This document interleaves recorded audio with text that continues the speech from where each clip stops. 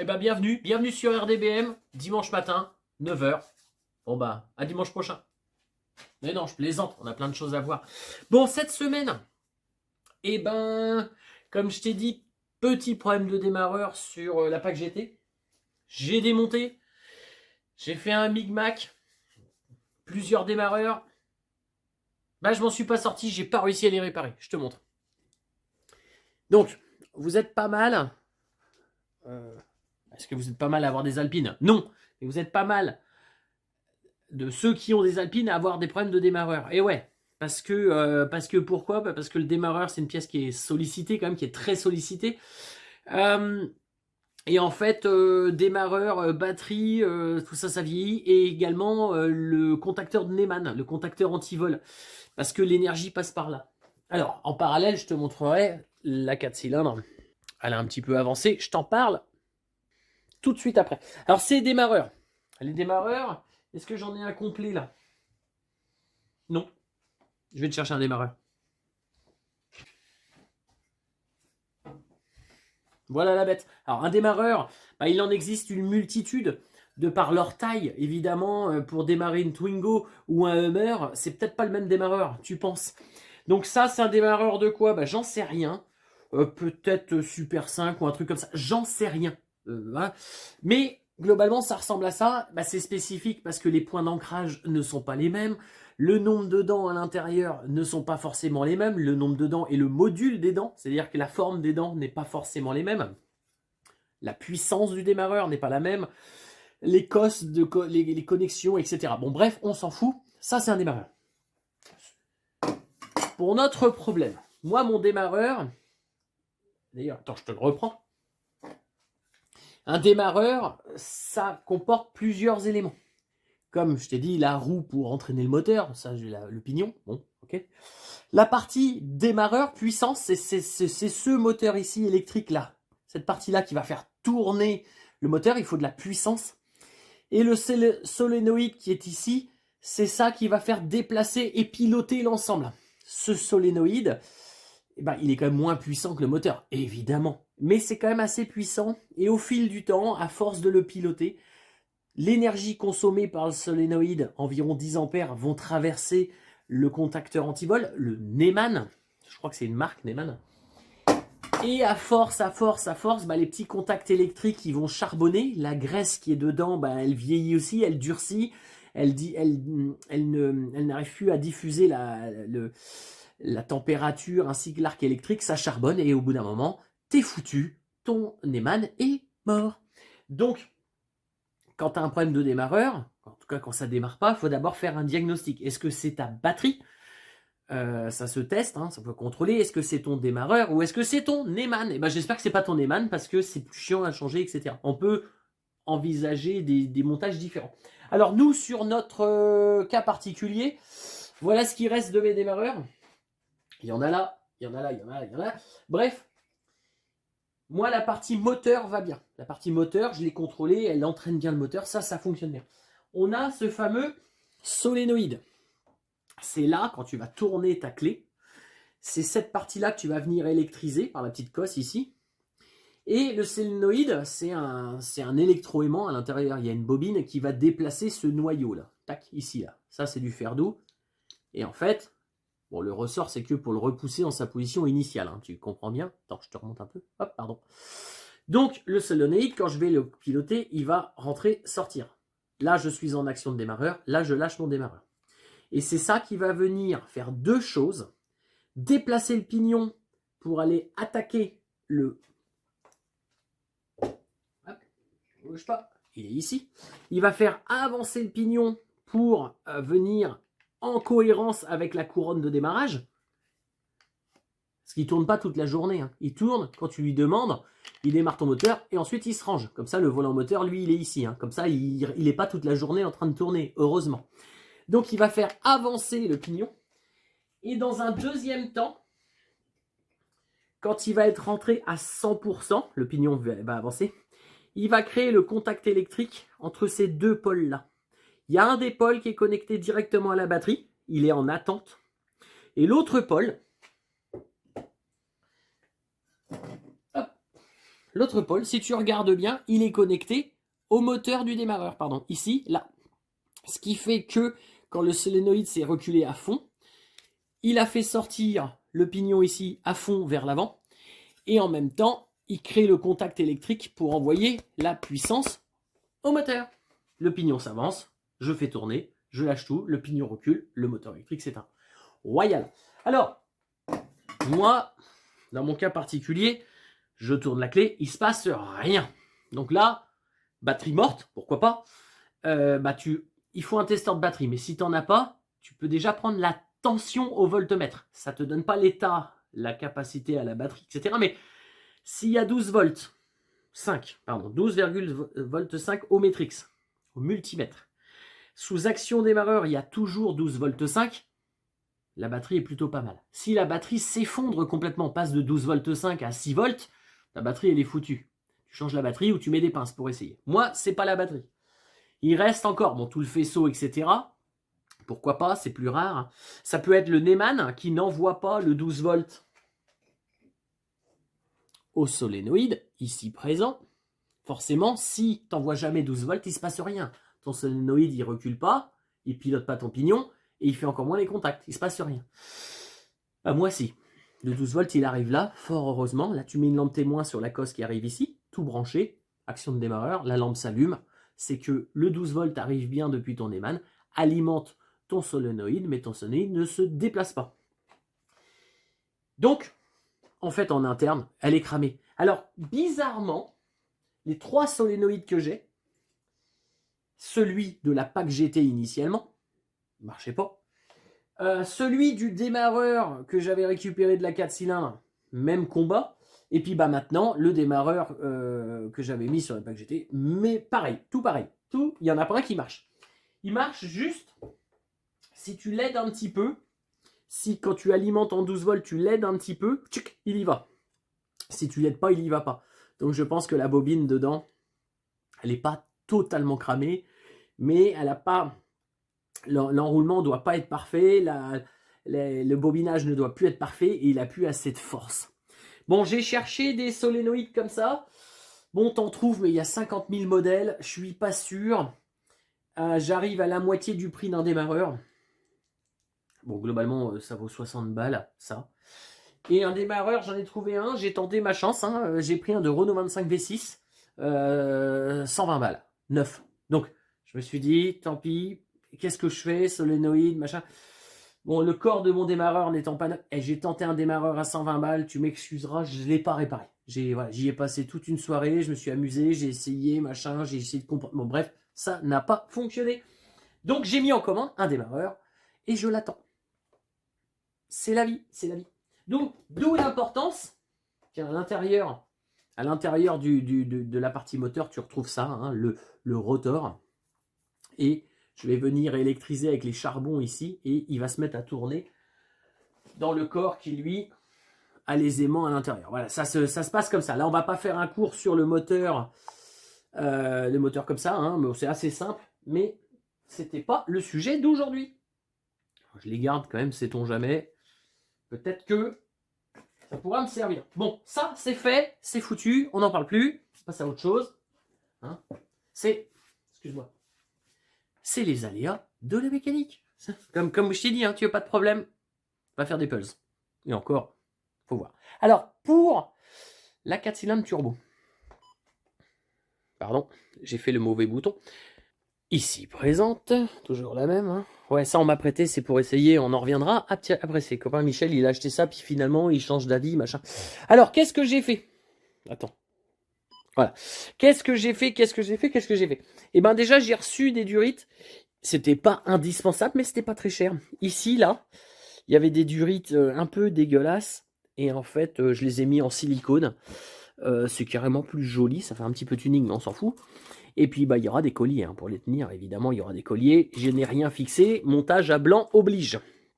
Pour ceux qui n'ont pas suivi, il n'y a rien dans le moteur. Je ne vais pas le démarrer demain matin. J'ai reçu ma pièce là de chez Tanguy, mais il faut que je la protège en peinture, etc. etc. Qu'est-ce qu'on a fait d'autre? C'est tout. Mais non, je plaisante, on a fait plein de choses. On a commencé le circuit d'eau. Pour rappel, il y a la pompe à eau, il y avait des diamètres différents. Là, c'est assez gros ici, ça se réduit. Pareil sur le côté, c'est encore un autre diamètre et ça se réduit. Alors, qu'est-ce qu'on a fait? Là, on va avoir la sortie eau chaude.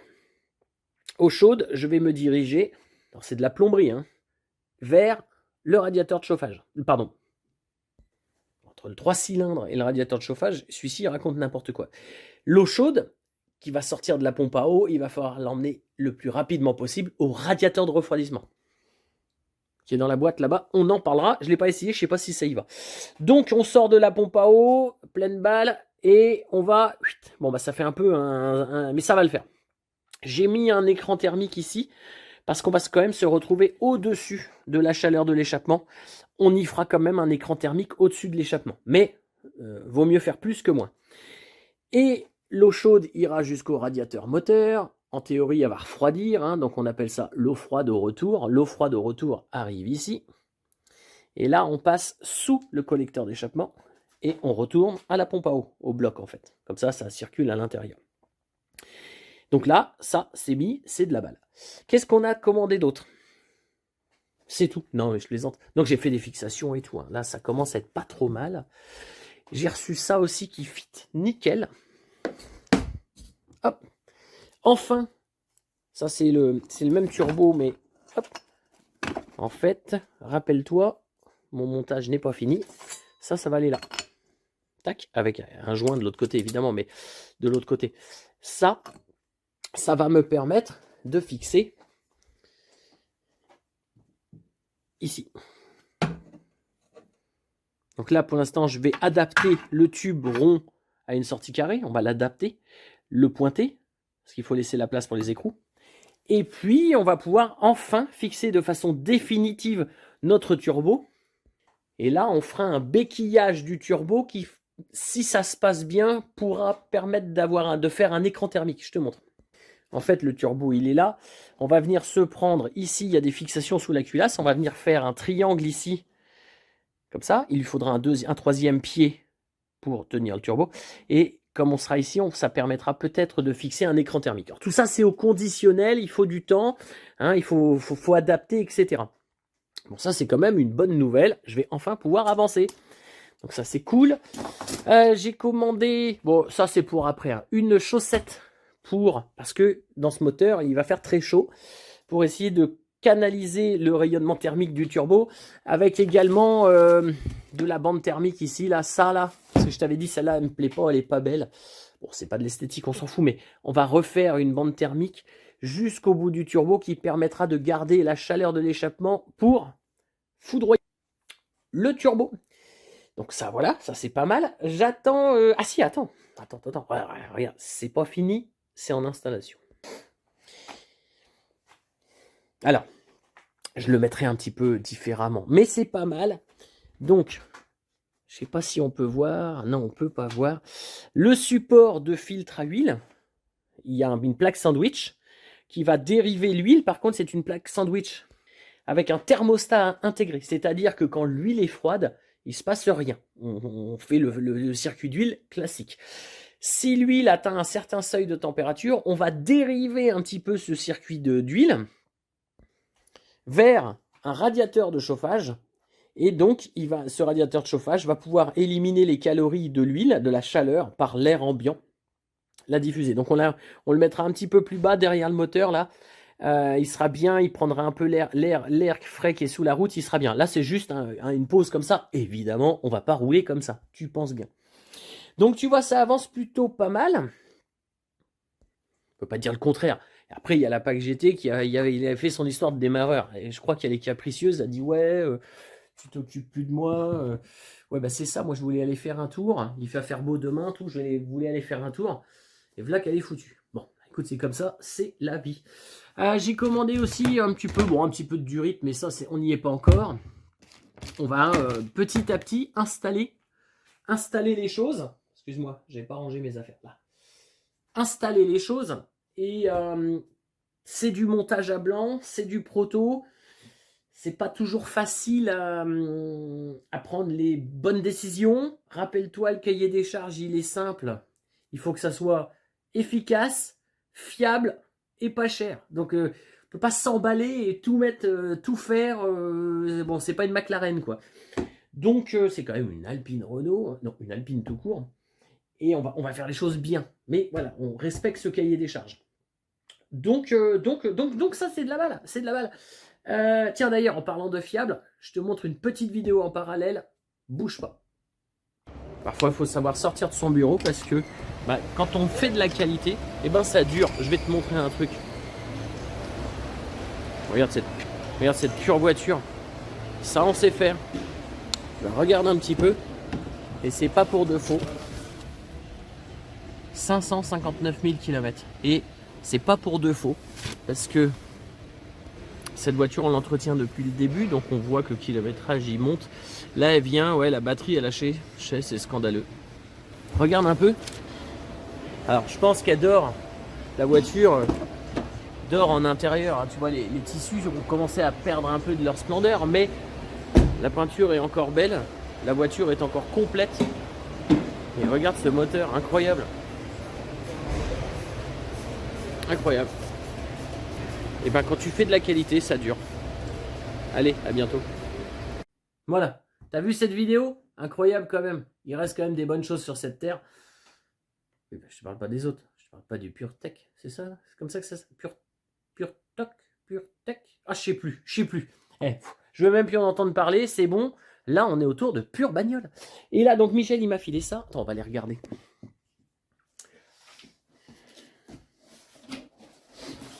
Belle pièce. Le souci, c'est que je ne sais pas si j'ai la place pour le mettre. Parce que c'est une belle bête. C'est une belle bête. Il a les bonnes sorties au bon diamètre qui me vont bien.